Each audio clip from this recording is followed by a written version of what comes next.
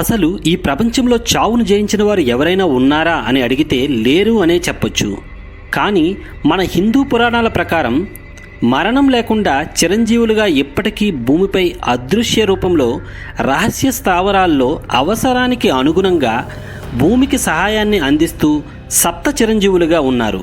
వారెవరో కాదు, అశ్వత్థామ, బలిచక్రవర్తి, హనుమంతుడు, కృపాచార్యుడు, పరశురాముడు, వ్యాసుడు, విభీషణుడు. ఈ 7గురులో 6గురు ఎన్నో మంచి పనులు చేసి చిరంజీవత్వాన్ని పొందితే ఒక్కరు మాత్రం శ్రీకృష్ణుడి శాపంతో కలియుగాంతం వరకు నెత్తుటి గాయాలతో చిరంజీవత్వాన్ని పొందాడు. ఆయనే అశ్వత్థామ. అసలు ఎవరి అశ్వత్థామ? ఆయన చేసిన ఘోరమైన తప్పేంటి? మహాభారతాన్ని నడిపించిన శ్రీకృష్ణుడి శాపానికి గురి కావాల్సిన కారణమేంటి? పూర్తి వివరాలు ఈ వీడియోలో తెలుసుకుందాం. Hello friends, welcome to universal talks. This is Praveen Sasumana. కౌరవులకు పాండవులకు గురువు మాత్రం ఒక్కడే, ఆయనే ద్రోణాచార్యుడు. ఆయన ఒక్కగానొక్క కుమారుడే అశ్వత్థామ. అన్ని అస్త్ర విద్యలు తెలిసినవాడు, అత్యంత శక్తివంతుడు. అన్నిటికంటే మించి శివుని అంశతో పుట్టి నుదుటి మీద వెలుగులు చిందే మణితో జన్మిస్తాడు. ఈ మణి సమస్త జీవరాశుల నుండి తనను తాను రక్షించుకునే శక్తిని ఇస్తుంది. ఈ మణి తనతో ఉన్నంత వరకు ఆకలి దప్పికలు ఏమీ ఉండవు. అయితే కురుక్షేత్ర యుద్ధంలో ద్రోణుడు కౌరవుల వైపు నిలబడి యుద్ధంలో పోరాడాడు. దీనికి గల కారణం, ద్రోణుడు సకల విద్యావంతుడు, కానీ తన పేదరికంతో తన కొడుకు అయిన అశ్వత్థామను పోషించే శక్తి కూడా లేదు. ఆ సమయంలో తనతో విద్యనభ్యసించిన తన బాల్యమిత్రుడు అయిన ద్రుపదుడి దగ్గరకు వెళ్ళి సహాయం అడిగితే అవమానించి వెనక్కి పంపుతాడు. ఆ తరువాత హస్తినాపురానికి వెళితే భీష్ముడు ద్రోణుడు గొప్పతనాన్ని తెలుసుకొని గురువుగా నియమించుకుంటాడు. ఈ విధంగా భీష్ముడు సహాయం చేశాడు కాబట్టి కౌరవుల తరపున నిలబడి పోరాడుతాడు. ద్రోణుడు మొదటి నుండి పాండవులకు కౌరవులకు విద్య నేర్పిస్తాడు. వారితో పాటు తన కుమారుడైన అశ్వత్థామ కూడా అన్ని విద్యలు నేర్చుకుంటాడు. కానీ ద్రోణుడుకు అర్జునుడు అంటే చాలా ఇష్టం. ఆ విషయం మొదటి నుండి అశ్వత్థామకు నచ్చదు. అందుకే అశ్వత్థామ అర్జునుడితో వైరం ఉన్న దుర్యోధనుడికి స్నేహితుడిగా మారుతాడు.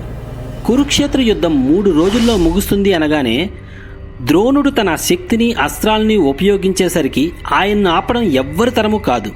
తనను అవమానించిన బాల్య స్నేహితుడు ద్రుపదుని కూడా చంపేస్తాడు.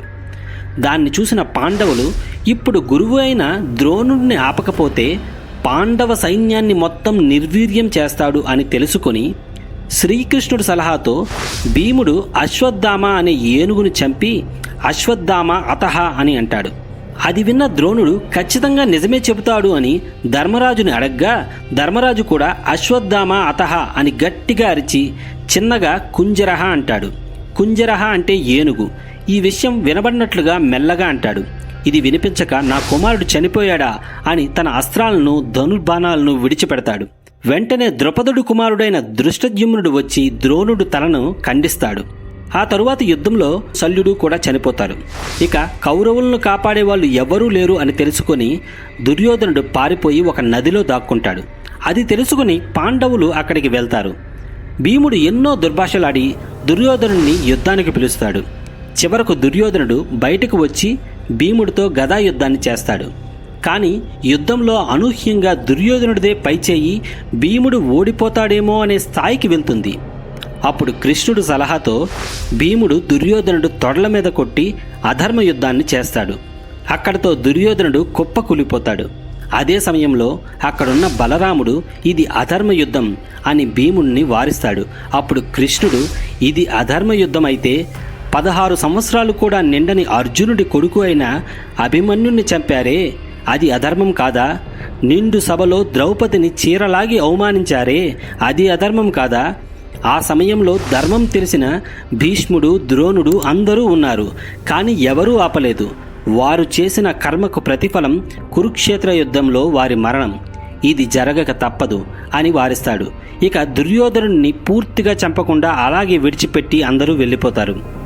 అప్పుడు తన తండ్రి మరణవార్త తెలుసుకొని అక్కడికి వచ్చిన అశ్వత్థామ తన స్నేహితుడి పరిస్థితిని చూసి అత్యంత కోపంతో, నా తండ్రిని అధర్మంగా చంపారు, నిన్ను అధర్మంగా ఓడించారు, నేను కూడా అధర్మంగానే పాండవ వంశం లేకుండా చేస్తాను అని మాట ఇస్తాడు. నేను నిశీతకాలంలో యుద్ధం చేస్తాను అని అశ్వత్థామ తన శరీరాన్ని సమర్పించడం ద్వారా శివుణ్ణి మెప్పించి ఆ రాత్రి అతన్ని చూసిన వారు ఎవరైనా మరణించాలి అనే వరాన్ని పొందుతాడు. కానీ ఈ విషయం మొత్తం శ్రీకృష్ణుడికి ముందే తెలుసు.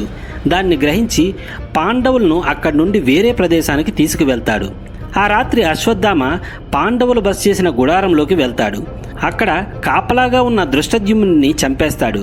అలాగే అక్కడ ఉన్న పరివారాన్ని, వారితో పాటు నిద్రలో ఉన్న ఉప పాండవులను పాండవులు అనుకుని చంపేస్తాడు.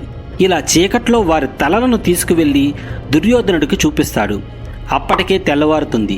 ఆ తలలను చూసిన అశ్వత్థామకు అర్థమవుతుంది, నేను చంపింది పాండవులను కాదు, వారి కుమారులైన ఉప పాండవులను అని. అది చూసిన దుర్యోధనుడు, పాండవ వంశాన్ని నాశనం చేశావు అని ఆనందంతో మరణిస్తాడు. ఆ తరువాత విషయం తెలుసుకొని పాండవులు అశ్వత్థామను చంపడానికి వెళ్తారు. అప్పటికే అశ్వత్థామ వ్యాస మహర్షి ఆశ్రమంలో ఉంటాడు. అర్జునుడిని చూసి వెంటనే కోపంతో తన్ను ఎలాగైనా చంపేస్తారో అని తెలిసి తన తండ్రి దగ్గర ప్రసాదించిన బ్రహ్మ శిరోనామకాస్త్రాన్ని విడిచిపెడతాడు. అప్పుడు శ్రీకృష్ణుడు, అర్జున, ఇది భయంకరమైన అస్త్రం, ఇది పాండవుల వినాశనానికి దారితీస్తుంది, అంతటితో ఆగక పాండవ వంశము నిర్వీర్యమవుతుంది అని చెప్పి అర్జునుడిని కూడా బ్రహ్మాస్త్రాన్ని ప్రయోగించమంటాడు. వెంటనే అర్జునుడు బ్రహ్మాస్త్రాన్ని ప్రయోగిస్తాడు. అదే సమయంలో వ్యాస మహర్షి వచ్చి ఈ 2 అస్త్రాలు ఢీకొంటే ప్రళయం వచ్చి భూమండలం నాశనమవుతుంది అని వారించి అర్జునుడిని వెనక్కి తీసుకోమంటాడు. సో అర్జునుడు ఆ అస్త్రాన్ని వెనక్కి తీసుకోవడం తెలుసు. పరిస్థితిని అర్థం చేసుకొని బ్రహ్మాస్త్రాన్ని వెనక్కి తీసుకుంటాడు. అలాగే అశ్వత్థామకు కూడా చెబుతాడు. కానీ అశ్వత్థామ, నేను వెనక్కి తీసుకుంటే నా పైన ఈ అస్త్ర ప్రభావం చూపిస్తుంది అని చెప్పి దాని గమన దిశను మళ్లిస్తాను అని మూర్ఖంగా ఆలోచించి పాండవుల స్త్రీల గర్భాల మీదకు దిశను మార్చి పంపుతాడు. అది అర్జునుడి కోడలు అభిమన్యుడి భార్య అయిన ఉత్తర గర్భానికి తగిలి పుట్టబోయే పరీక్షిత్తుకు తగులుతుంది. అయితే శ్రీకృష్ణుడు తన మాయాశక్తితో పరీక్షిత్తును బ్రతికిస్తాడు. కానీ ఇది జరగగానే శ్రీకృష్ణుడికి పట్టరాని కోపం వస్తుంది. ఎంతటి నీచానికి ఒడిగట్టావు, పాండవుల 5 కుమారులు నిద్రలో ఉండగా చంపావు, అది చాలక ఇంకా పుట్టకుండానే గర్భంలో ఉన్న శిశువు పైన అస్త్రాన్ని ప్రయోగిస్తావా అని కలియుగం ఉన్నంత వరకు కురూపిగా శరీరమంతటా నెత్తుటి వాసనతో బాధపడి జీవించు అని శపిస్తాడు. ఆ తరువాత అర్జునుడు అశ్వత్థామ నుదుటి మీద ఉన్న శిరోమణిని కోసి తీసేస్తాడు. దానితో అతనిలోని వెలుగు, విజ్ఞానం కోల్పోయి ఏ ఆశయం, ఆలోచన, గమ్యం లేని మనిషిగా మారిపోతాడు. కలియుగాంతం వరకు, అంటే ఎప్పుడైతే మహావిష్ణువు కల్కిగా అవతరిస్తాడో అప్పటి వరకు ఎదురు చూస్తూ విరాగిగా ఉండిపోతాడు. సో ఇప్పటికీ అశ్వత్థామ బతికే ఉన్నాడు, కల్కి కోసం ఎదురు చూస్తూ ఉన్నాడు. మీకు ఈ వీడియో నచ్చినట్లయితే లైక్ చేయండి, షేర్ చేయండి. ఇలాంటి ఇంట్రెస్టింగ్ వీడియోస్ కోసం ప్లీజ్ సబ్స్క్రైబ్ చేసుకోండి.